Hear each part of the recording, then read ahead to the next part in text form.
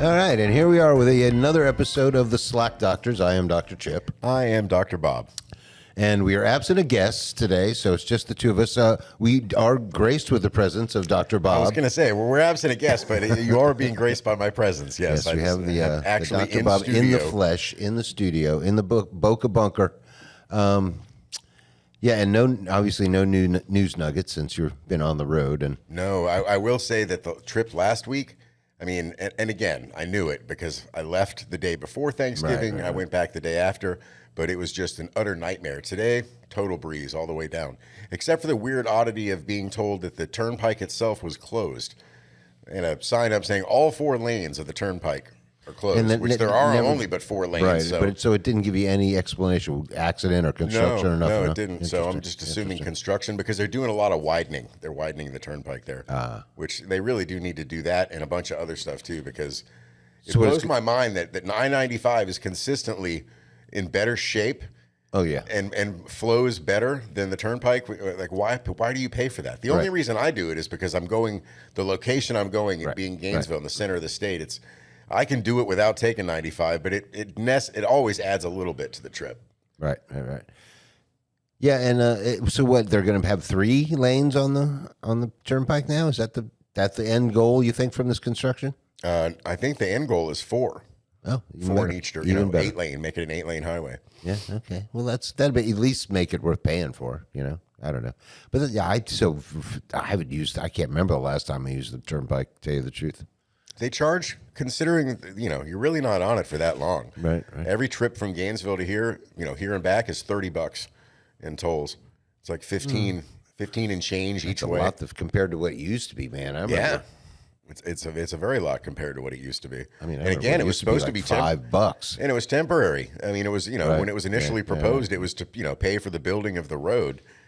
It's paid for itself decades ago. Speaking of government corruption, I heard just today before I came in to do the pod that they have arrested the January 6th pipe bomb subject.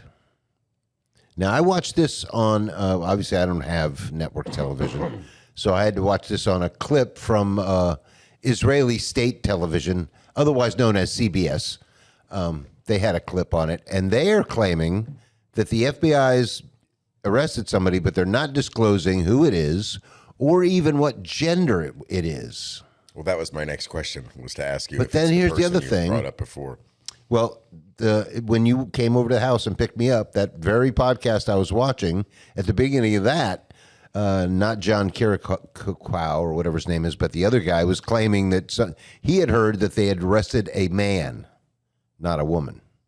So I don't know. But the whole thing is, and here's the funniest thing about the CBS broadcast is they're just clearly so they've got such an agenda because they're talking about it given as they literally only had maybe 30 seconds worth of info to even disseminate, but of course it was a 20-minute long segment, so they're speculating and giving the backstory and showing the old videos and of course they're going, okay, so hopefully the apprehension of this suspect will clear up all the conspiracies.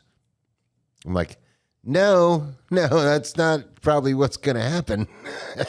If it's who we think it is, that's not going to clear much up at all. It's going to do exactly the opposite. If I don't know. Well, prior to this, the guy you were talking about before that had used some sort of AI gate analysis to help determine that was supposedly the FBI, I think. Oh, that was okay. I thought it was like an independent kind of researcher guy or journalist. No, that was. I believe it was the government. I think it was the FBI.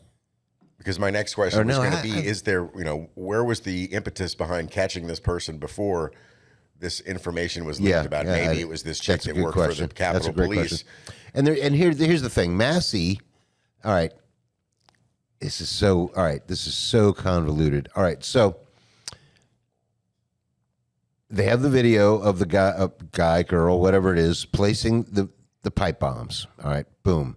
The next day, I don't know, did they find him during January, during the insurrection thing, the protests? I don't remember, but I do remember they found both of them within moments of each other. Right. But I think they found them either right before or I'm pretty sure it was as the protest was going on is when they were found. All right, but here's the thing. There are a bunch of cops parked all around very near where the pipe bombs were. Two guys that turned out to be FBI agents are the ones that found the pipe bombs. All right. They have footage of those guys. They're walking around. They're dressed like whatever with backpacks. And they have footage of them finding it. Like one of them kind of, and it's suspect because the guy kind of like looks like he walks past it and then goes back and goes, oh, look at that. What's that in there? All right. So these guys find the pipe bombs. They walk over to the cops very close, sitting in a car, and they say, hey, we found some pipe bombs over there. The cops finish their lunch first. Like literally, all right, we'll get to it in a little while. I gotta finish my sandwich. They finish their lunch first, even though these are viable bombs, and then go and I guess eventually cordon off the area after Kamala Harris has went right by there and a bunch of kids that could easily, if they'd blown up, would have died or been hurt. So did these two FBI agents like open the bag to see what was in it to visually? No, they weren't determine? in any bags. They were just laying out in the open. It was just a clearly visible device laying Maybe out not. in the open. I mean, not clearly visible, but maybe like stuck under a bush. No, but I mean like no packaging. No packaging. No, I don't believe so. No. All right, now here's the thing. Here's my theory. All right, and we know about the hour timers. Right. You only can tell you got an hour. My next question was when they found these, were they ticking? No. So the timer had never been set. No, they couldn't have been. They didn't find them the next day. Couldn't have. They would have gone off. Well, they couldn't have been set by the person who placed them.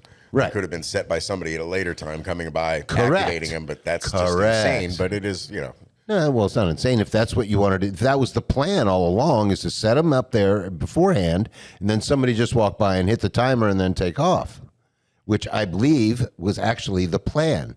And here's all right. This is all conjecture on my part at this point. The two guys that found the bombs, they were supposed to set the timer. And do you believe? Let me see if I can. Let me finish. Let me finish. Well, go ahead. What do you think? So the reason they didn't set the timer is because whatever event that they were supposedly planning to get it with at least an hour's notice on wasn't going to happen anymore? No, because I think they'd already accomplished. The insurrection was already happening. They pretty much said, you know what, we got enough here. We don't need to set off the bombs. And so they just kind of like, all right, yeah, there's bombs. Just go get them. Yeah, I think they had what they wanted. And then they're like, all right, yeah, we don't have to do that. It's always the guy that reports the crime or turns in the device. It's like, well, here's the funniest thing. One of the best theories I've heard recently about solving the old Jack the Ripper case is that it was literally the first guy that reported because when the first body was found, the guy found the body and then like a bobby walked up on him like a London walking cop. Right, and so then he was like, oh, look what I found. And like, yeah, it was that guy. He just got interrupted the first time. And then there was I was just going to make another point. Oh, and here's the thing. Thomas Massey wanted to interview both of them, but he could only interview one of them. He interviewed one of the guys that found the bombs. And he asked him, he goes, all right, so you're in this environment riddled with pipe bombs. Why'd you stop looking after two? Because after they found the two bombs, they were like, okay, that's it. And they all turned around and went home. He goes, why didn't you keep looking for more? And he says they wouldn't answer. It's just because they knew there were only two. Yeah. It's so. Yeah, no, that is a great question. Yeah. Why did you quit looking? Yeah. You're finding all these pipe bombs falling out of the sky. Why'd you stop finding them after two? Well, there's two. That's it. We're done. It's crazy, man. The whole thing is just such a setup. So I saw a weird thing in traffic today. I wanted to bring it up and ask you if you'd ever heard of this company. And, I don't think I'll get sued, but so what?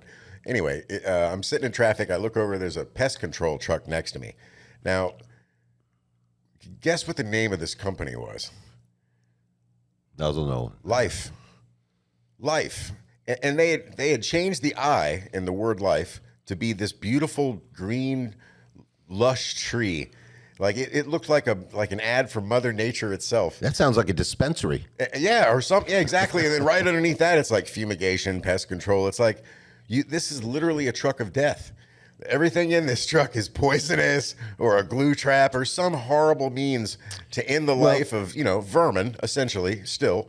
Yeah. But talk about like marketing and trying to brand yourself as opposite of, or make yourself look green or whatever. It's like you are a truck full of poison. Well, maybe it's something that's like, they make the new poisons that like don't hurt your pets and shit like that. They're specifically, genetically only mess with the bugs or whatever. So And maybe something fair like enough, that. maybe, But yeah, life is a bit of a stretch. It is exactly. It is a bit, safe. Safe, Call yeah. it safe would be fine, But life, yeah. It's non-poisonous to your pets. there's nothing in that that's going to make any life flourish or grow or nourish. Yeah. But that's the thing. That's the world we live in. It's just like how you can push And it's whatever. always been that way, right? If you look back in the Gilded Age, you look back at the Rockefellers and the J.P. Morgans, you're right. and those guys went to so much effort to look like philanthropists, to donate money to charity, to organizations and museums and universities, get wings built after themselves, and it's still going on today. Look at the family, the Sacklers, the family that basically created oxycodone and pushed it out onto the world. The number created the opioid crisis. Exactly. The number of museum endowments and endowments to the arts and stuff. If you watch PBS, and you've watched any kind of Masterpiece Theater or anything like that, you're going to see funded by, a grant from the Sackler Foundation. Well, that's like watching network TV. It's like at least half the commercials are Big Pharma. Like you can only buy how much PR. You can only do so much evil, and your only two choices are to buy positive PR or try to just be anonymous and like just hide in the back, like DuPont. You know what I mean? Like it was years before anybody really started calling out DuPont Chemical or Monsanto or shit like that. But speaking of PR, so they have this whole thing going on in Venezuela. In the meanwhile, I just heard a thing that Matthew Perry's doctor just got sentenced to 2.5 years in jail for giving Matthew Perry ketamine, which I guess killed him. I guess, can you die from ketamine? I don't know. I've never done it. He died from something. And I know apparently microdosing it now is all the rage. I don't know. But anyway, my question is, so what country do we blow boats up from for ketamine? That would be Chinese boats. All of the serious. All right, yeah. So get on it, there, Trump. Pharmaceutical precursors. Get all on come it, from Keg's China. breath. get on some Chinese boats that are bringing over the ketamine, killing all our young I like Matthew Keg's breath. Perrys. I'd never heard that one before. I Right? must say. Keg's breath. That's a good one. Yeah, I like it. That's good. I got it. I got that off of Facebook. I can't take credit for that one. Yeah, the whole blowing up of the boats. I mean, I know I said this before, but like stupid. even if you had positive intel that there was, even if you had intel that there was more cocaine on that boat than had ever been placed on a boat headed for the United States in the history of cocaine, it's still not legal to just blow them up and kill them. And plus, it's just cocaine. Yeah, it's not a death sentence. I got in a big debate with a bunch of people about Unless you're in El Salvador.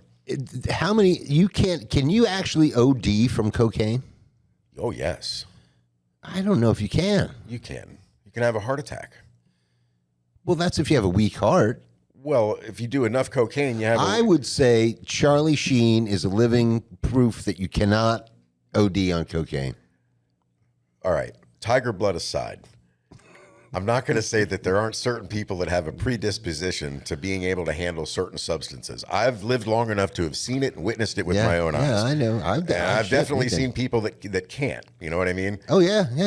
I don't just mean physically, but I mean like addictive quality. Like they just can't. I would argue that you could OD just as easily on McDonald's as cocaine.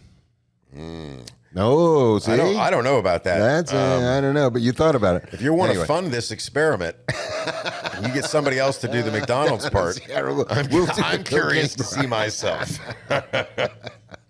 Yeah, but I don't. The only people that I've ever heard of die from cocaine are like Len Bias, right? Who had a heart thing anyway. If you got a bad heart, don't do cocaine. Absolutely not. Well, all right. Maybe I will say this: you could definitely do something crazy and stupid enough to kill yourself because you did that's so much behaviorally cocaine. wise. Yes, behaviorly wise. Correct. I mean, you can do that Richard on Pryor lit almost himself anything. on fire. I could almost do that if I drank enough coffee. I still feel like that if you did enough of it. I mean, I don't know. I don't Again, think so, I've never. Dude. Hey, did you hear the story about what they were doing with Charlie Sheen's crack? What do you mean? Who's they? The people that were getting him his crack, which apparently was like his management. Right. So what? They kept giving him weaker and weaker crack. trying, like, because he was just going like through watering down his drinks. Yeah. I feel like you would notice. He did. He says, he's like, hey, this is from him. Bunk. This is garbage. This is from him going like, yeah, they kept giving me this stuff, and I kept going, well, I need more. I need more. I need more. So, of course, it makes him look like, To quote Whitney Houston, that's why crack is whack, and that's why he should have been doing freebase and overseeing the production of it himself. Yeah, that's a good point. Good point. But yeah, the interview where he said something about I'd sit down with was it a 3.5 gram or 7 gram? He rattled off a ridiculously large number, like the size of an 8-ball or bigger, and just that was the whole, like, one giant chunk of. That's an insane size of crack rock. When people smoke crack, the little pieces they smoke are fairly small. Right, you know what I mean? And this is, like the size of a giant diamond ring he's talking about. Like, I would think just one hit of that would make your heart explode in your chest. But then again, the man does have tiger blood. No, you just get high as shit.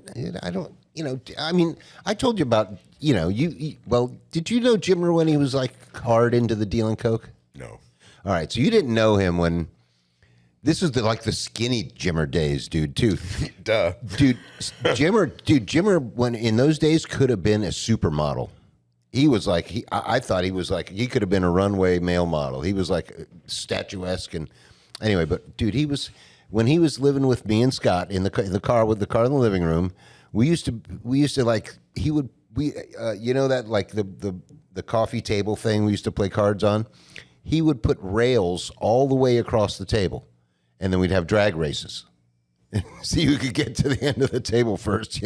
Obviously it would take 5 minutes or so of people like, all right, hold on. Oh God, hold on. Wait. All right, here we go. But it was, we did a lot of coke, man. I mean, because it was free. It was like, we didn't pay for any of it. In the 80s and 90s, it was so cheap. I mean, that is the advantage of living on a peninsula. That's why everybody in the center of the country, that's where they have meth problems. The reason they all have meth problems is because they can't get good cocaine. Right. By the time it makes it to Kansas, it's been stepped on so many times. There's nothing in it. There's the cure for all of America's drug problems are ibogaine and cocaine. You just give everybody that stuff, they'll be fine. They'll be in a good mood. I'll give you that. Well. Now, what is does the ibogaine put you in a good mood? No, the ibogaine does not put you in a good mood. You've obviously never done that. I've never done it, no. What is it? What is it made from? I don't know what it's made from, but it's a very powerful hallucinogenic. Right. I'm not sure what plant matter it's derived from, or I do believe that it is. I don't believe it's synthetic, though. I think it is something derived from some sort of plant. Which, when they say, oh, it's all natural, it's like, well, if you can pick a plant and eat it, that's natural. When you got to boil it and put it through too much chemical process, then you're like, nah, that's not so natural. Look, the more processing and paraphernalia that a drug requires to do, the worse that drug is for you, in my opinion. Right. Like like to make the coke, they got to pour acetone all over the coke leaves or something. The Peruvians that actually grow it, they're just chewing on the leaves. Mm-hmm. They just take a coca leaf and put it in their mouth and chew on it, and they get a very mild, uplifting buzz from it, much like coffee or anything else. Like chewing tobacco, it fucks their teeth up. Yeah, like chewing tobacco, or khat, which is this stuff they chew in like Southeast Asia. Right? Oh, isn't that from Africa? It's like a mix of like betel nut wrapped in some other plant with some sort of lye or something, or lime that they put on it to like activate it, and it turns your teeth all brutally red, and it's pretty nasty. Red teeth. That's got to be scary looking. Yeah, it stains them. But so does, tobacco. Oh, not even just temporarily, it stains them permanently? If you do it enough, it stains them permanently, yeah. But yeah, like you said, once, that coca leaf then gets processed into a paste, and then that paste gets treated with God knows what, gasoline and ether and every other godforsaken chemical known to man. And then every time it crosses another border on its way north, it almost doubles in value. It starts off, gets stuff added to it. Yeah, it starts off cheap as shit. Right. The guys growing it are not making very much money. Could we grow coca here? Yes, technically. You don't need yes. mountains or elevation or anything? There are areas in the United States that are suitable for it. I meant like Florida. No, I was going to say there is one company in the United States that is still legally allowed to grow coca leaves and to import them, and you know who that is? Coca-Cola. Coca-Cola. Yeah, just because there's no cocaine left in it, there's still There's still cola leaves. There's still extract of cola and cola. Like there's still coca in the Coca-Cola. There's just none of the really good stuff. So we didn't start the timer. We're gonna have to use my catchphrase a couple of times this episode. How much time we got left? Yeah, we got plenty of time. I know. I'm just kidding. But yeah, normally you have that timer to look at. Yeah, I mean, it creeps in value as it crawls north through South America, but then as soon as it leaves the actual, continental border and has to get into the United States, it skyrockets in value. And of course, you heard about Trump pardoning the Honduras, president or whatever, right? Are you still talking about the Al Qaeda guy? No. Now I'm talking about the cocaine guy. Oh, that's right. Yeah. We talked about that the last episode too. Yeah, he had he'd been convicted and given 45 years. Yeah, pretty much. Yeah. Right, but he's free to go. But life for him. Whoever that guy was in that boat, fuck that guy. That's why. Yeah, that guy's gonna get blown up immediately. That coke bad, his coke good. Right. Well, maybe he sampled it. Maybe he knows. Maybe it's true. Because if that, I'm sure he did. I'm just gonna say, if the Venezuelan is trying to smuggle in bunk stuff, then yeah, blow him out of the water. I say, for the good of everybody. Oh God, it's so stupid. And it's straight up murder. It's not even. Yeah. Can't even call it a war crime. And here's the problem. If we go to war with Venezuela, that'll be the second front of a war with Russia, basically. Because Russia's not going to sit. I don't even think China will even sit around and just let us fuck around with Venezuela. At the very least, they're going to send them arms and equipment and drones. Is Venezuela part of BRICS? Yes. Okay. Oh wait, I know Brazil is, but I don't know. I'm sure. Just because it's not one of the BRIs, there are other countries involved. I'm pretty sure they are. It's not one of the founding members. They're definitely off the dollar because we've boycotted them from using the dollar, so they can't. So yeah, I'm sure they are. I mean, I can't positively. I'm pretty sure they are. I can't imagine them not being. But yeah, I mean, Russia and China's not going to sit around and go, yeah, we're going to help you guys out. Why not? It's in our best interest. We could certainly use some bases in Venezuela when it's all said and done. Yeah, I mean, if nothing else, it's in their best interest to prolong it and drag it out, just to bleed us of resources. Yeah, not a very smart war of choice at all, and for not even the best reason. And unusual too, because typically we like to pick fights far away. Yeah, you know what I mean. We don't rarely do a lot of knocking on our neighbors' doors. Well, I mean, yeah, I guess that's not true if you talk about CIA in Central and South America coups. But But as far as open blowing boats out of the water, yeah, we don't usually do that so close to shore. I got to give it to Trump. I mean, if you really don't scratch farther from the surface and you're just kind of a dumbass and you look at it, you're like, yeah, well, we're looking to take over the two last countries with all the oil on the planet, Iran and Venezuela. If we could just take those two countries, we'll own all the oil. And we will, basically. But yeah, Russia's not going to sit around for that. China's not going to sit around and watch that happen. That ain't going to happen. The oil and petroleum market is so key. Even when people talk about getting away from, even if we were capable of completely removing ourselves from using it for energy, if we had nothing but sustainable gasoline, and nuclear and hydrothermal and everything else, just the amount of plastics and manufacturing components that are required and medicinal. There's so many medicines are made from petroleum extracts. Yeah. So many, synthetic compounds and molecules are made from that. There will always be money in it. And I stand by my theory. I mean, we know they can make plastic back into oil. It's just a matter of making it, once it becomes profitable. Profitable, exactly. Either they can figure out how to do that cheaper, or the price of oil just gets expensive enough. That's what they're going to start. Well, I mean, there's very few things left that are not fall into that paradigm. Like, it's just a matter of when it becomes profitable. When they talk about freshwater droughts and stuff, desalination is, it can be done. You can turn salt water, ocean water into drinking water. The question is, do you want to spend the money to do it? Yeah, the reason, I don't know why more people aren't doing that. I mean, the Saudis are doing it. They're killing it, doing desalination and getting the free energy. They have no choice. Yeah, that's true. But, the other thing I was debating with somebody, somebody was talking about war and how it'll never stop. And I said, yeah, it'll never stop because it's profit. There's money to be made in it. And then, of course, somebody that just completely misses the point says, oh, but that's not true. For the better of mankind, it'd be better if we... I'm like, yeah, It'd be better for us if there were no war. That's not who I'm talking about. That's not who we're talking about. We don't profit from war. The concept of a rising tide lifting all boats. The only people that adhere to that philosophy are regular people. The people with the yachts are looking to sink the other yachts. They're not trying to raise everybody up.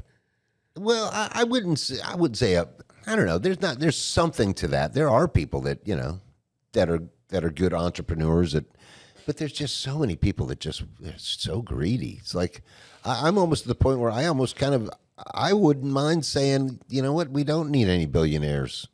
$999 million is enough. If you can't get whatever you want with that much money, go somewhere else. Go to another country. I don't care. It's so much of it has to do with the corporate structure and the tax system. If you look at a mission statement from GE from the late 40s, post World War II, and you'll see them list their mission statement, their 5 main goals.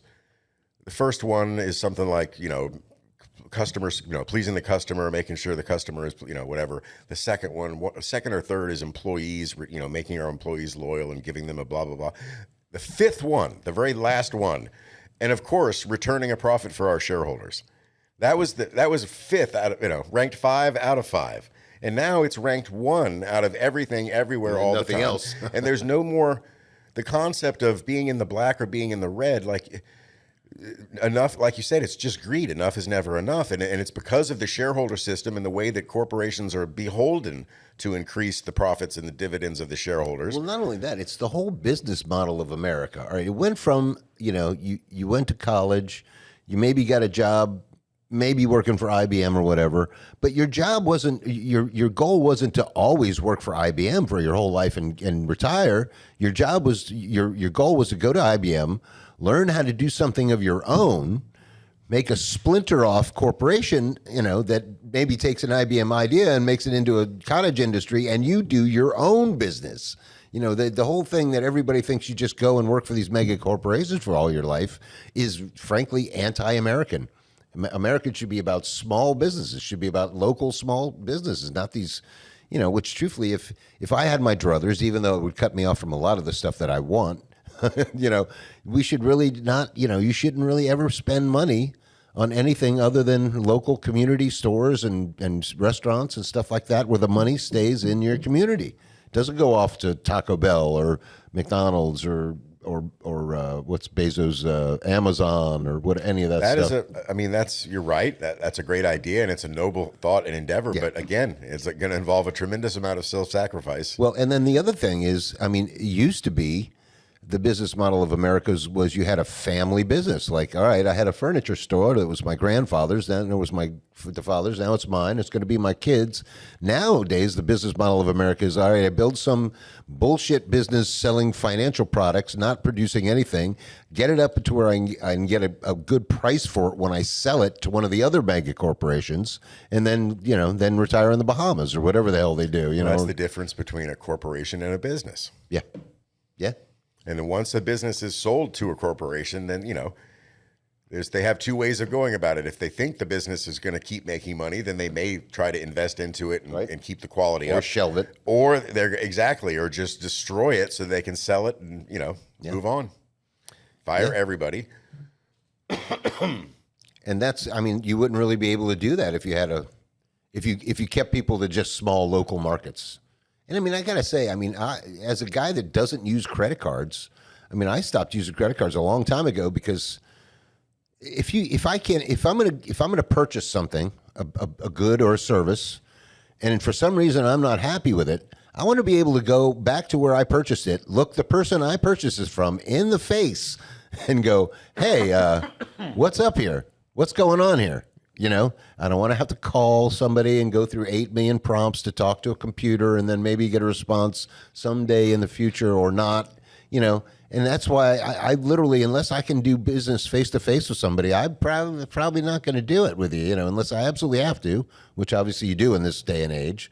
But there's no accountability for any of this stuff, so many people go, a perfect example. I was arguing with this guy in one of my bands about the fact that I don't do PayPal or Venmo or any of that kind of crap. And he's like, oh, you're such an idiot. You should do blah, blah, blah, blah, blah. And then sure enough, he shows up and he goes, yeah, PayPal or something like that just got ripped me off for like $200.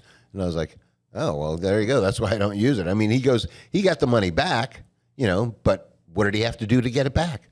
How many hoops did you have to jump through? How many prompts? How many phone calls did you have to make? Just to get your money back, and that's for what? Convenience? Yeah, I mean, well, it is convenient. I'm not going to lie. I do have a PayPal account, but here's the key: you don't link it to your bank. You just leave it separate as a separate entity, and keep a couple $100 in there at most. And if something is to go wrong and your PayPal gets hacked, they can't access. Well, no, your bank apparently. account. Yeah, no. Apparently, what they do is they go in your account and take out like $200. That's the hack, and you get it back. PayPal gives it to you back because that's the whole design of the hack. Is they don't go into one rich guy and take millions. They just go to everybody, take a little bit, and then PayPal just eats it and says, "Oh well, that was only a couple $100,000." I've never had to deal with them with any kind of customer service because I've never, luckily, never had any issues. Right. But I have, and I do preach against using third-party vendors for this. I had a horrible experience at a hotel in New Jersey once. Yeah, you told I booked it through Expedia, and I never got my money back for that. And there was never a time where I spoke to a human being or even a chance of doing so. Right. Eventually, I did give up in frustration. And so would you use them again? Absolutely not. And I trash talk them to everybody I know. And there are people that no matter what, still seem to use these things, even though. Yeah, like you can call a hotel, you can call the airline. You don't have to buy it from a third-party vendor. There's literally no reason to. They don't offer that great of a deal. And again, if there's ever a problem down the road. Can you really call an airline? Yes, I've done it. How many prompts do you have to get through to get to somebody, though? You just hit 0 a couple of, 5 times to tell the system that you're just not doing it, and you get a person. There's still enough angry old people that are, you can still get through if you just hammer that 0 or the star sign, whatever it is. Speaking of old people, you think the beard makes you look older? I don't know. We'll have to go back and compare on the pods from when we didn't have. Maybe. Well, there is a lot of white in it, so probably. Sure. Oh, speaking of white, it's funny. I was watching one of the pods and I was looking at him like, there's a point. Speaking of white, this could go real bad, south real fast. It's about my hair. It's about my hair. But there's a point where, obviously I get my hair cut real short. And you can see it's my hair, obviously. But there's a point where it starts growing out. And I guess the white on the sides gets contrasted with the dark that's growing off the top. And every once in a while I look at it and am I wearing a wig? I swear to God, it looks like I'm wearing a wig. And it's like, God, that looks like a wig. I know it's my hair. I mean, I'm pretty sure I don't wear a wig. I was at John Prince Park earlier today, and I had to use the bathroom, and I saw one of the weirdest signs on both sides of the bathroom door. It said, "No rugs of any kind allowed on the grass." And I didn't see this sign anywhere on the exterior of the building or anything like that or whatever. And then for some reason, my brain, I just started chuckling, and I thought, so what if a bald guy, his toupee fell off, hits the grass, no rugs of any kind? Is he in violation of park law? Never heard a toupee referred to as a rug? I'm still stuck on why no rugs at the park. I'm guessing because people get a campsite and then they throw a rug down and it kills the grass. It kills the grass. I mean, I can't imagine any. I didn't know I didn't know there was grass. I thought they were just parked on gravel or something. Well, no, there's both. There's grass. All right, yeah, I guess if we kill the grass, yeah, that makes sense. I just thought it was a bizarre sign to see. Yeah, so what, Heather's dad lives in the trailer park? No, he just came down to visit. And he drives a big old RV, so I guess that was a good spot to plug in and hang out. And then what, are you going back tomorrow? And what made me think of the whole toupee and everything is because he's bald. And I was like, that'd be a good, warming. I haven't seen him in a long time. It would be a good joke to start in with. Oh, that's what I meant to say this too when you brought up the whole hair thing. So you know how I bust my brother-in-law, Jamie, I bust his balls all the time about being bald and going bald. And a lot of it stems from us constantly quoting Homer Simpson quotes and all Simpsons quotes back in the day. And there's a great line in one of the episodes where he goes, somebody says, he can't even grow his own hair, in reference to Homer. So that's been a joke for years with him. You can't even grow your own hair. So last week at Thanksgiving, did a horrible thing that I should have never done. I handed my phone to my niece because I wanted to know. I said, take a picture of the back of my head.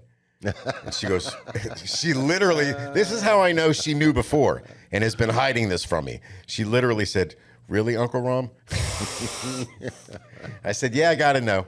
So she took a picture, and son of a bitch, starting to get a little spot. Yeah. Yep, starting to get a That's little the spot. only, I mean, my So dad. I'm going to have to let my hair grow out, just total Jufro.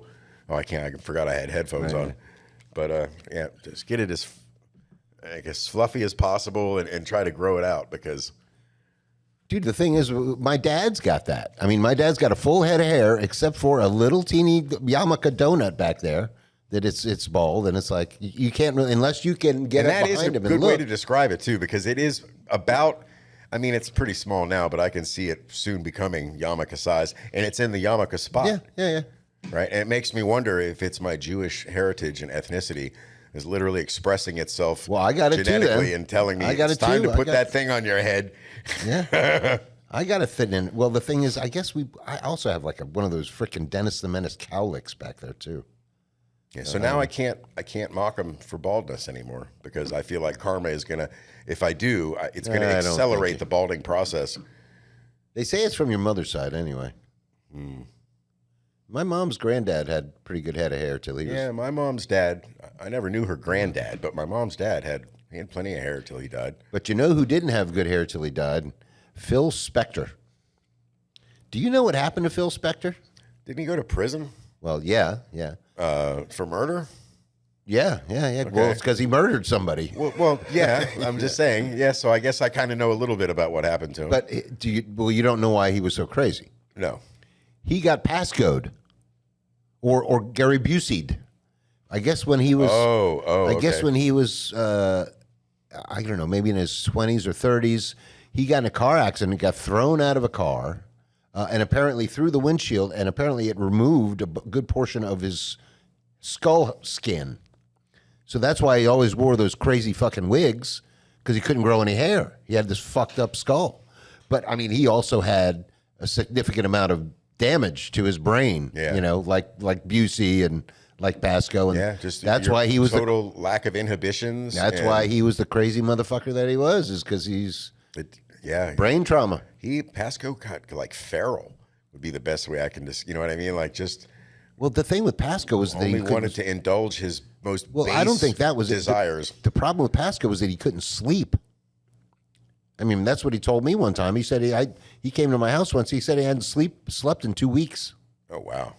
Yeah, you can't live like that. That'll drive you crazy. Yeah, that was his problem. Yeah, I mean, they literally use sleep deprivation and torture to drive people crazy. So absolutely, it will. So imagine having some kind of brain injury where it turns off your ability to sleep. That's crazy. Yeah, but yeah, I mean when you see people that freaking nuts, apparently look back and there might be a little head banging going on there to make them.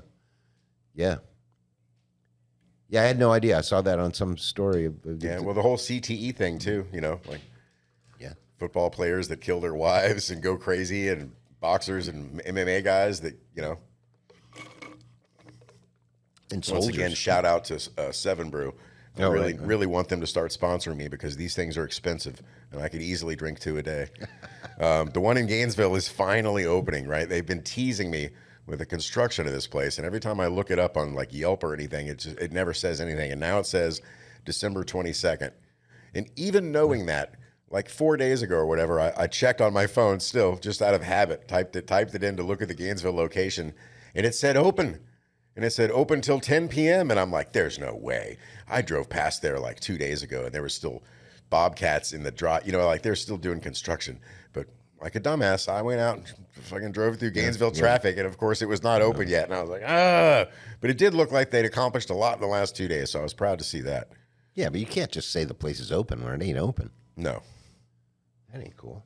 And then when I checked again the next day, because I was like, I know I didn't hallucinate it saying that they were open.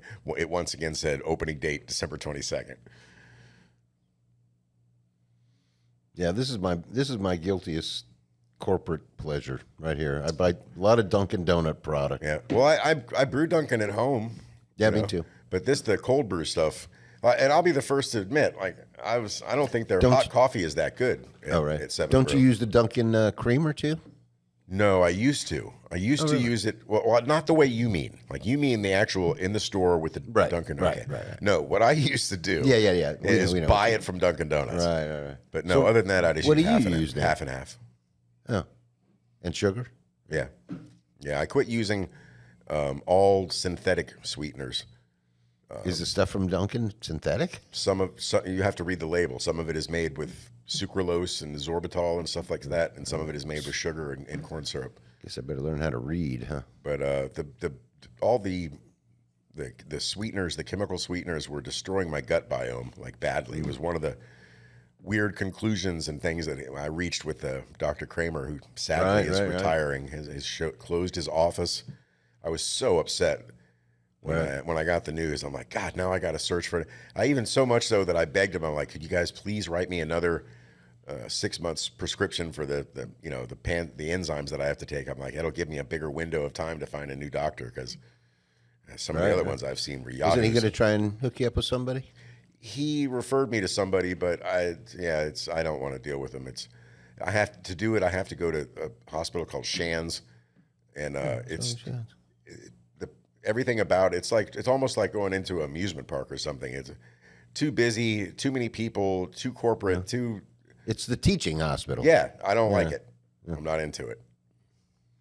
Yeah, I was just telling you the story. I guess I've never told this story on the pod, but when I went to college there for my semester and a half, my dad was married to a nurse, and she had classes in Shands Hospital every once in a while. Even though she also worked as a nurse, she still had to take classes.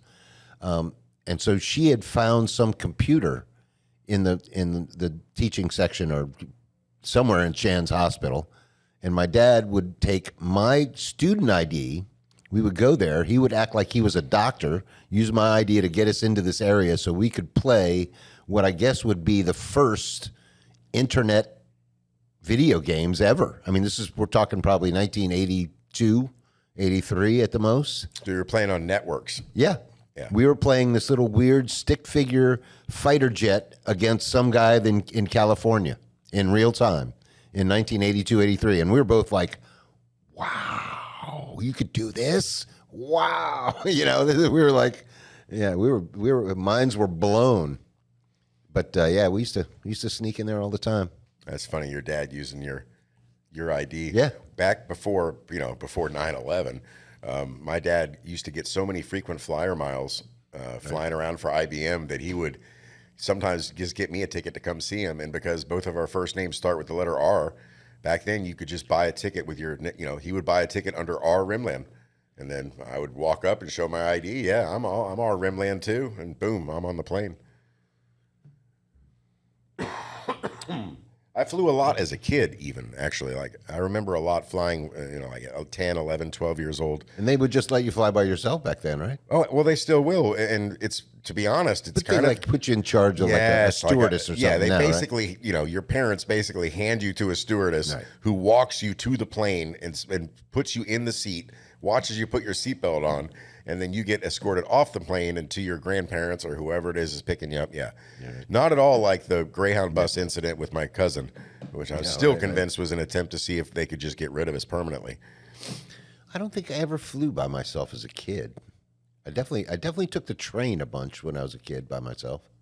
See, now that seems way sketchier than flying by yourself. I mean, unless it literally only stops at the end of it, there's only one stop for it. It wasn't like, all right, like I guess back then, it was like it would be a train like from here to Jacksonville. So it wouldn't stop like all the time, but it would stop like, big. And a couple of big cities. Yeah. But it wouldn't stop more than once in one city. So it wasn't like a bus service or anything like that. But or you weren't like being watched by an attendant or anything, right? No. Yeah, so somebody could have snatched you off at at one of those intermediary stops. But I mean, I was probably like 8, 10 years old. So, I mean, come on, man. I could have put up a good fight. No, you think you could now. But no, your 8-year-old ass would have been in a trunk in a matter of seconds. Yeah, but I don't know. Snatch you up at a urinal. Nobody wanted me. I was a fucking pain in the ass. That's what made the bus thing so sketchy, was that, like, not only did they not place us in the hands of any sort of attendant or monitors or anything, But it was such a long ride that by the time we got there, even the bus driver was a different guy.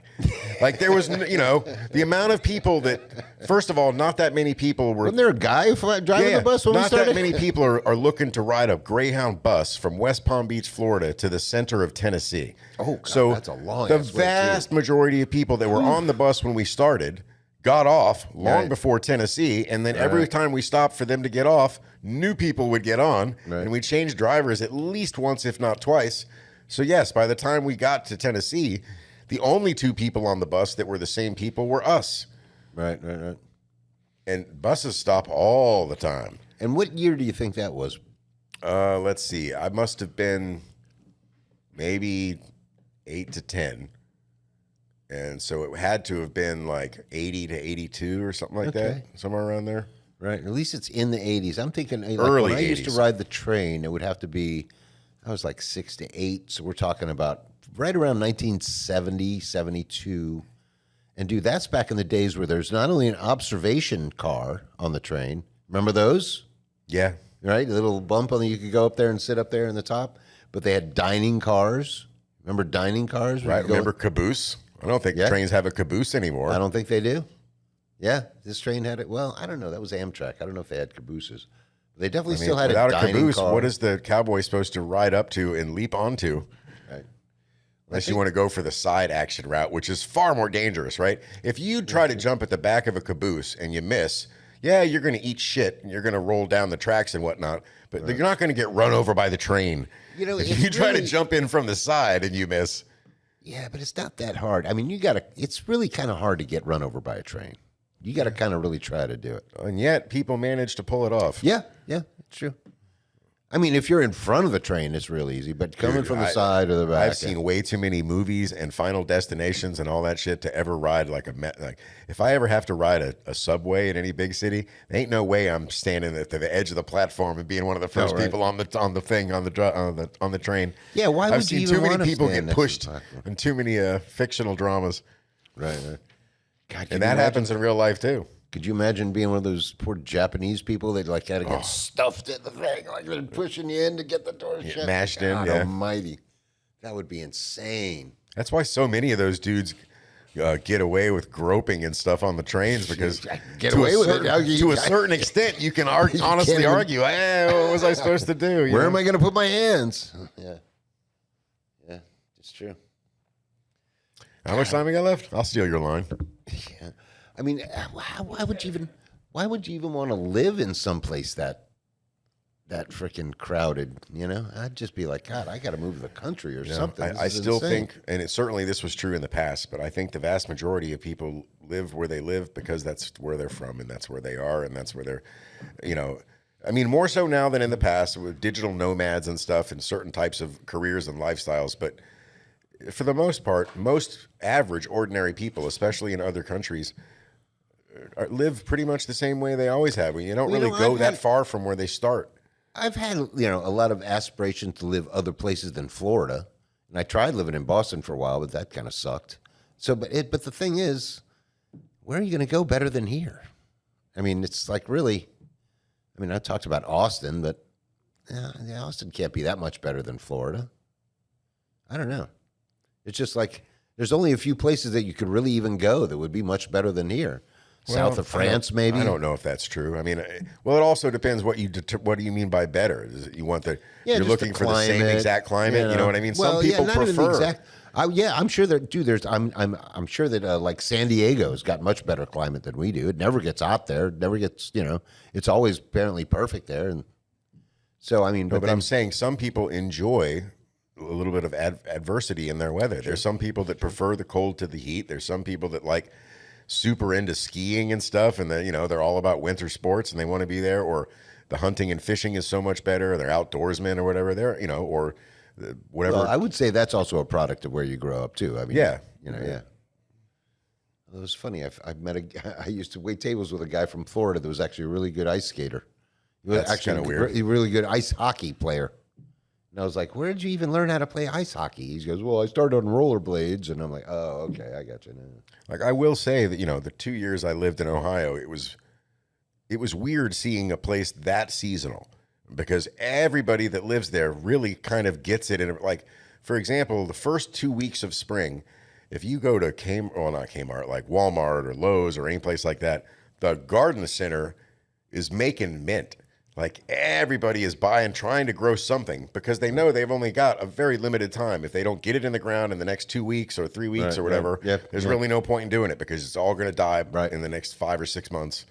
And then also, I mean, I don't know if, living in Florida and only having experienced like one winter in Boston, I mean, up in Ohio, there's periods of time where you can't leave the house, right?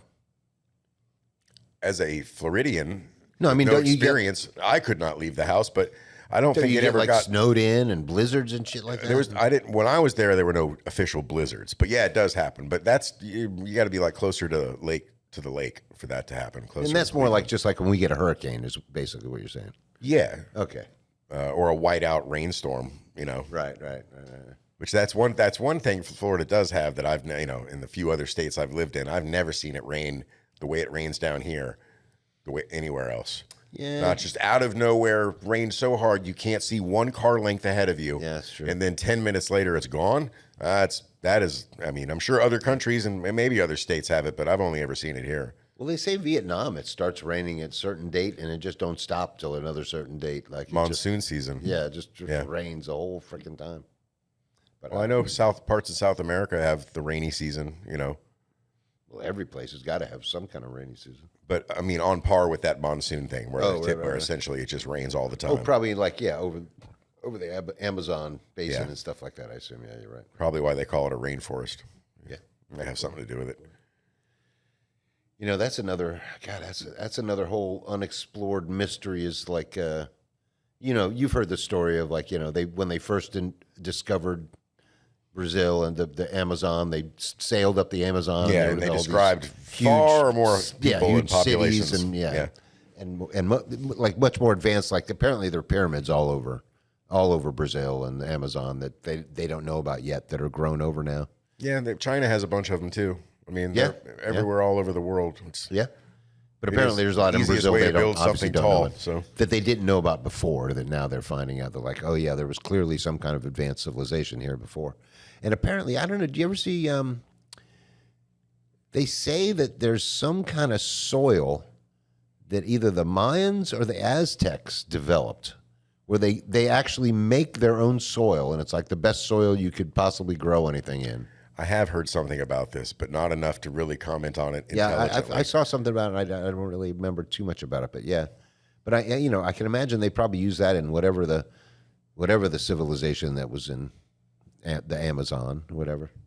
I mean, but yeah, I mean, when you think about it, if there's going to be civilization, it's going to be near all those waterways, to make use of not only the water but the travel and everything, transport goods and stuff. So the fact that the Amazon would be just totally bereft of any civilization or people is just like, yeah, that's crazy.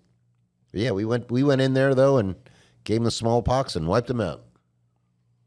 And it only took, I guess, that one boatload of guys, because they came back, I guess, 200, 300, 400 years later, and they were all gone, wiped out. Everything was grown over. Yeah, the amount of I mean, the population, decimated is not the proper word, because decimated technically means 10%. It's like the opposite. It was more like 90%. Yeah. And the same thing happened in North America as well. I mean, when at Plymouth Rock, when the Pilgrims arrived, there were fields planted already. There was a village. You know what I mean? Like they moved into a town that was already built. Yeah, see, the thing is that it's funny because the Pilgrims didn't know, they'd never seen corn before. No. They didn't know anything about corn. And that was basically what everybody lived off of here. And when they saw an abandoned settlement with crops growing in the fields, they literally thought it was divine providence. And that was God himself was like, no shit. You're so welcome here. Here, I've left you this little Eden to start with. Did you read that somewhere? Oh, yeah. No shit. Yeah, no, they actually, they said that. Like, oh my Lord, that's just that's just amazing that somebody's that stupid. Well, that's like the puddle in the pond or the puddle in the crater argument, where the puddle wonders at how this crater is so perfect for it, and it's because you filled into it. I gotta think somebody wrote that in the history books later, and I can't believe actual people came and thought that. That's one of those. as it could have been a interpreted by spin. history. It could have been a spin, but it's in history books. It's not, I didn't just make it up. Yeah, myself. no, I'm sure it's I'm sure it's in the history. And here's the funny thing: you ever see that meme that says, what if the news is wrong? Think about how bad history is, and you can't really. History is a total toss up. Always, it's always written by the victors. Right. And not only is it always written by the victors, but you can't even say, well, then. Why don't you go try to find some kind of written evidence by the losers and see what they had to say about it? But their interpretation is going to be colored as well because they lost and they're not real happy about it. So every civilization has always put spins on when the locals in Peru near Machu Picchu were asked about the remains and the stuff up there, of course they said, it's always been there. It was put there by the gods. And the reason they say that is because they didn't want to admit that there was a civilization there that predated theirs. Right. That built all the stuff. Because their whole thing was that we were the first people here and we're the, Right. And that happens all over the world. And people attribute things to mystical forces and stuff so that they don't want to admit that anybody came before them. And then you got guys like Douglas Murray like, oh, these people with their revisionist history. And I'm like, yeah, it needs to be revised, all of it. I mean, I'd still say Pearl Harbor is a false flag. They knew Pearl Harbor was coming.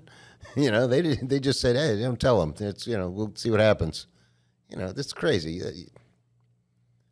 I was arguing about somebody about all the false flags. I mean, you can start with the Lusitania, Pearl Harbor, Tonkin Gulf.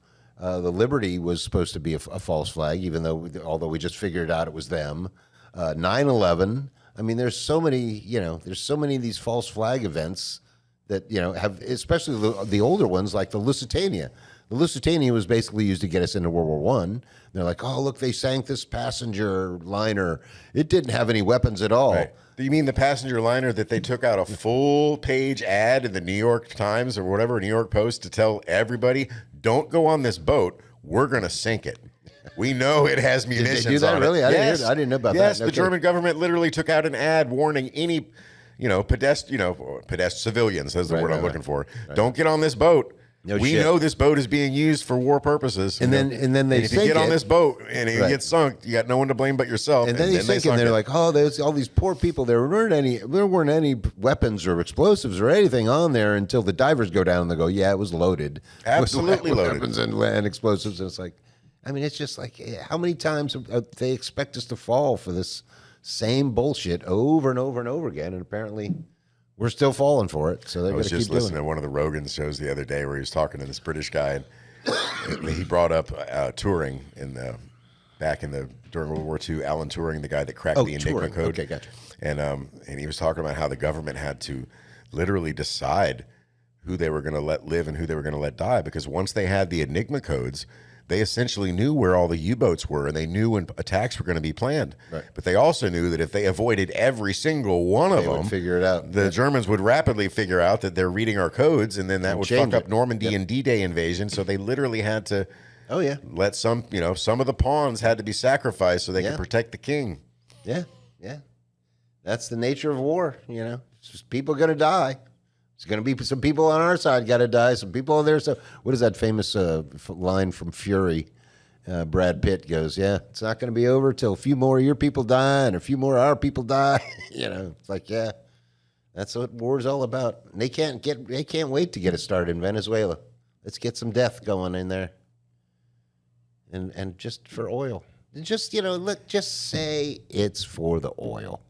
Just, look, we're all adults in the room finally. Look, can we, as 2025, can we all just admit we're all adults? Let's just tell the truth. Right. Imagine how much more calming it must have been during like the Roman Empire or something, where when they sent the troops out to conquer something, it was fully understood by the population, oh, they're going on triumph. They're going on a conquest. Yeah. They're going to take things and bring it back to us. And they'll probably bring a bunch of new types of people that we can enslave and a bunch of other things and foods we've never eaten before and spices and I don't know, maybe a goat or an animal we've never seen before. Yeah. Hey, I'm sure the first time they saw a giraffe, the crowd probably loved that shit. Right. In the Coliseum. How the fuck? How is that a real animal and a unicorn's not? Right. Which is more unlikely? I hear you. I mean, so many things have antlers and horns. Why can't a horse have one? It doesn't seem that far-fetched. You know, it'd be funny if a giraffe turned out to be the unicorn. You know, some guy saw that and thought it was just a horn instead of a head. Much like they thought, manatees get the rap for being mermaids. Yeah. Maybe mermaids, a rhino was the unicorn. It was just, it's the fattest horse I've ever seen with a really bad attitude and bad eyesight. Did I ever tell my manatee story about the guy from up north doing the skiing? I don't think so. Oh my God, this is so funny. It was this couple of guys. They worked at the gathering. Dean, I don't think you knew Dean though. Dean and one of his buddies. But we're out in my uncle's boat out in the intercoastal, and these guys are trying to learn to ski. So we got them out there with the 2 skis. Trying to pull them up. Give them a couple of tries, and this guy's on about his second or third try, and behind him, a manatee kind of breaks the water just real quick. He doesn't see it or hear it or anything. He's clueless, but his buddy in the boat sees it. And he's like, oh, he starts screaming. He's like, there's something behind him. And the guy looking around, of course, the manatee's not. But then one breaks like between him and the boat. Now, I've never seen anybody walk on water before. This guy clearly misinterpreted it. Yes. But meanwhile, 2 guys in the boat are screaming their heads off, freaking out. There's 3 or 4 of us also in the boat on the floor laughing our asses off, just fucking cracking up at these guys freaking out over a couple of manatees. It was hilarious. I'm guessing he thought alligator? Or shark? They don't know. They were from Boston or some shit, or somewhere in New England or something. They had no idea, dude. I don't think they'd ever been in.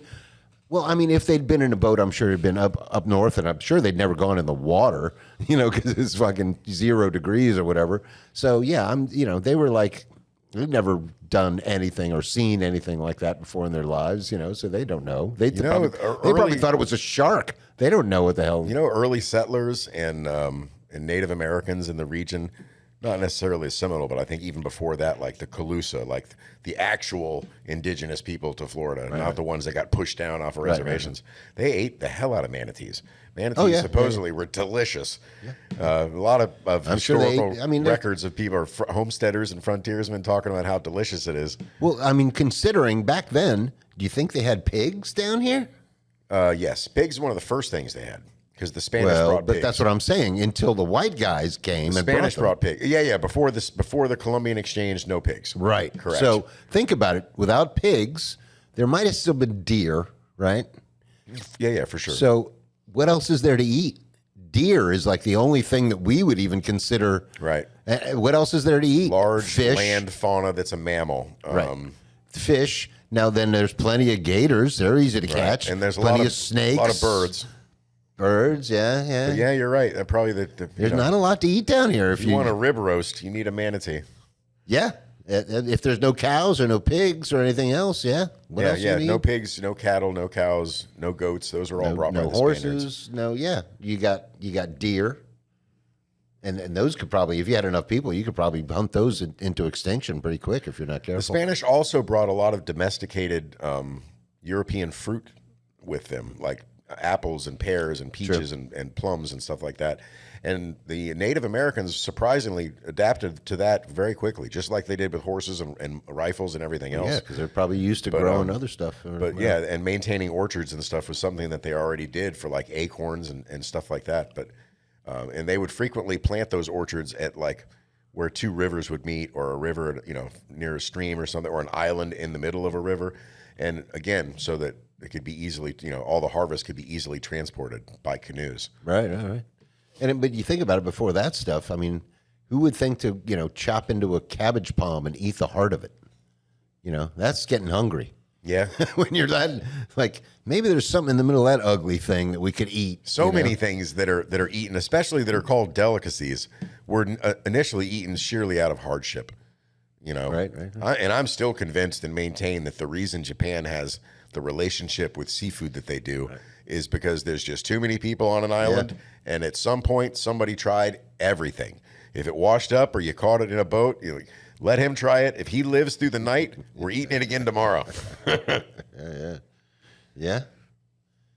Including shit that will kill you. And they were still like, it tastes so good, we're going to keep eating it anyway. Yeah, like the puffer fish. Yeah, and fugu. lionfish turns out to be really good to eat, even though that'll kill you. Yeah. But it's, You don't die from eating it. You die from getting stung by it, right? Yeah, you can get, and even once it's dead, you got to be really careful, clipping off all the spines. But once you get all the spines clipped off, where does the toxin come from then? I think it's like pressure loaded in the spines. Oh, so I guess the glands are like spines, sweat glands that are like just just underneath the skin. Yeah. Oh, interesting. And I've never tasted it, but I've heard that it's quite delicious. Have you seen how easy they are to catch? They have no fear. Yeah, they're so stupid because the environment that they're from and how they evolved, they have no natural predators. They don't have any here either. Yeah. So, us. Yeah, that's it. But you can swim right up to them and boom, spear them, and then one right next to him will just look at you like, "What happened to him?" Same thing's gonna happen to you, Same buddy. thing that just happened to him. Yeah. I mean, back in my spearfishing days, I wish I'd have known. I wish we'd have had them then. We didn't even have any of them then. See, now that's amazing that there can be a whole species that's invaded our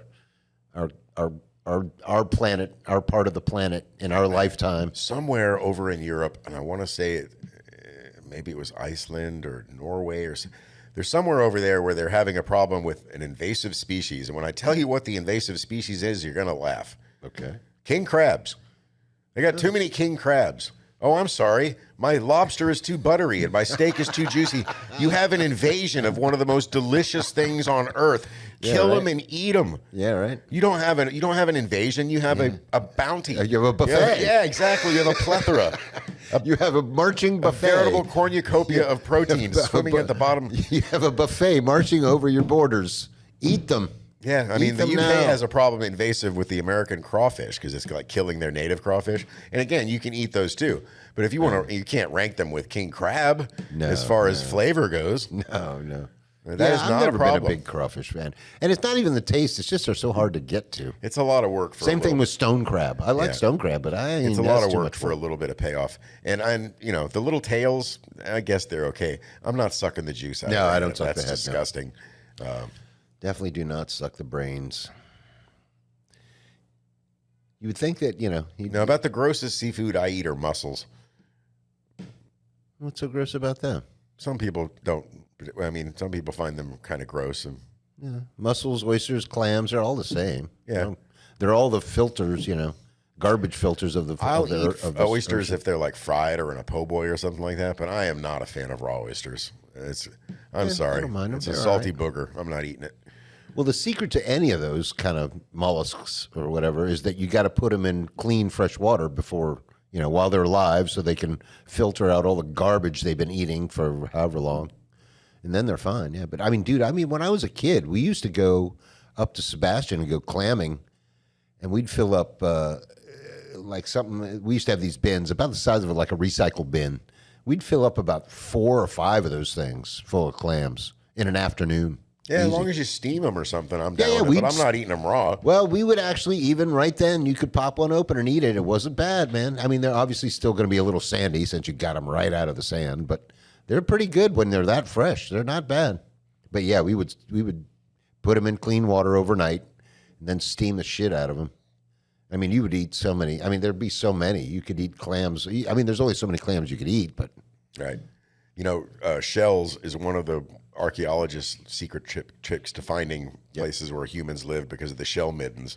Yeah. And there's just giant heaping piles of any kind of mollusk shell is a dead giveaway of human habitation. I think some ancient civilization used to use the shells to build their houses or huts or something.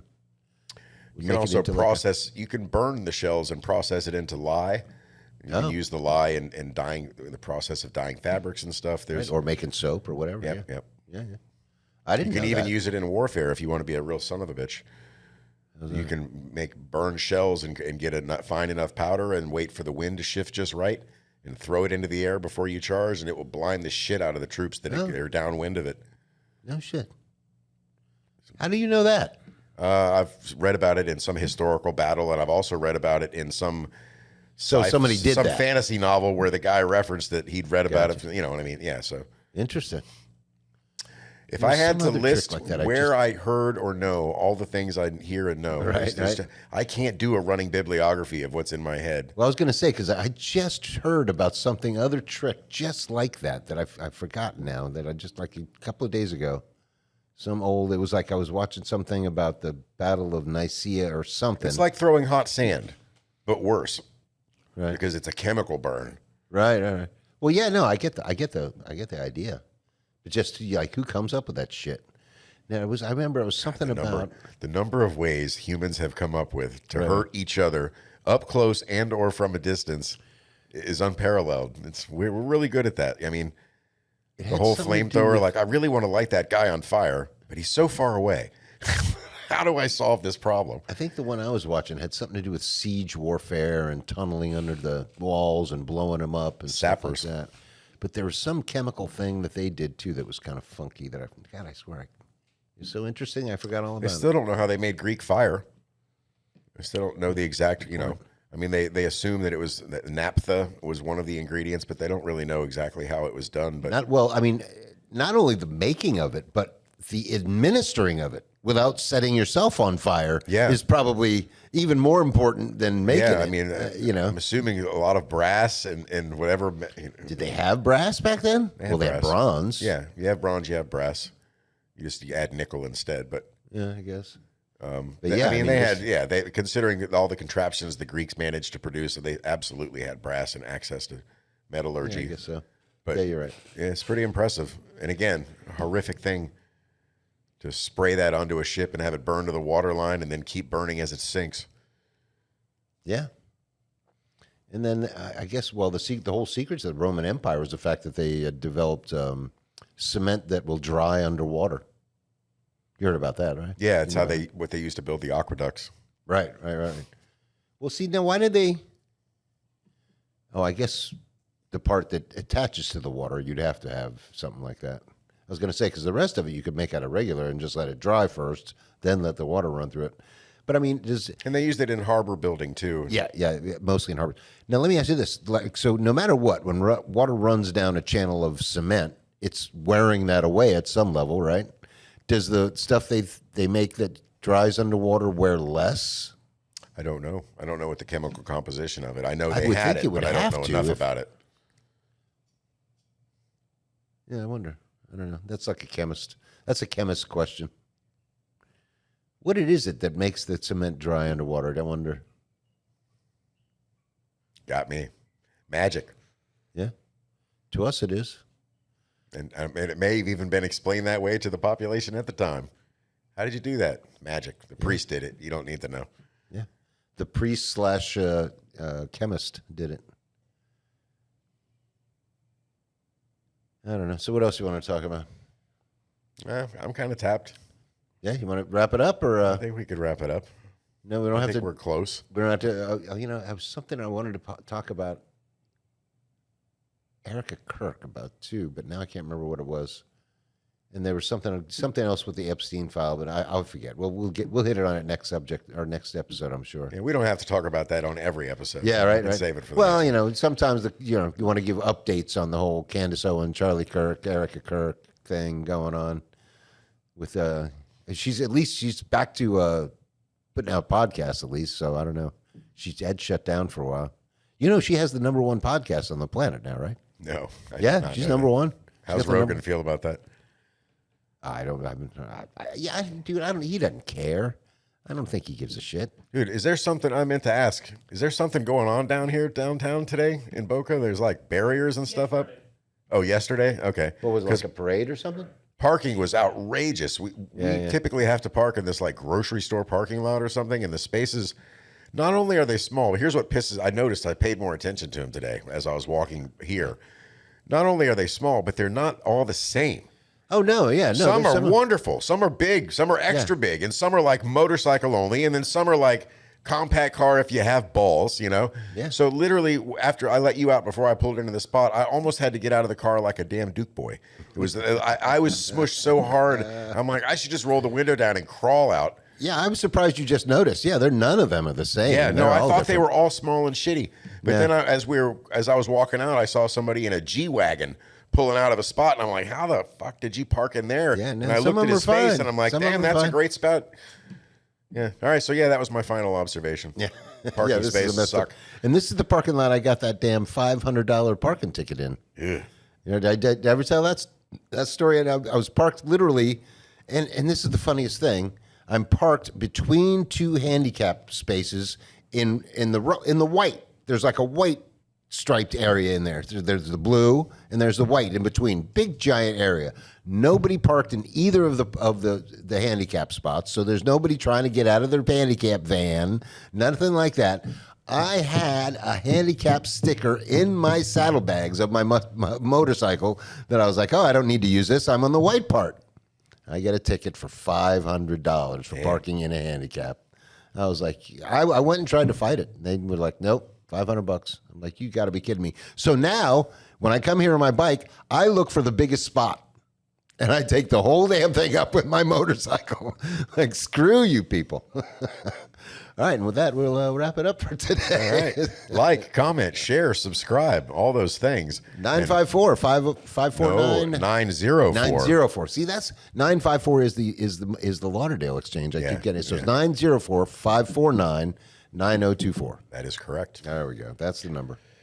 Give us a call. Oh, you know what? I forget. We need to start like just spewing that number out all the time, like in the middle of the episode, Right. like that. I'll get a banner. It flashes. Well, no, across like the bottom love of the doctors screen. used to do. Remember, Yeah, yeah. it'd be all the time, like 1-800, blah blah blah blah blah. Anyway, all right. So we'll see you guys next time. Yep. Thanks, guys.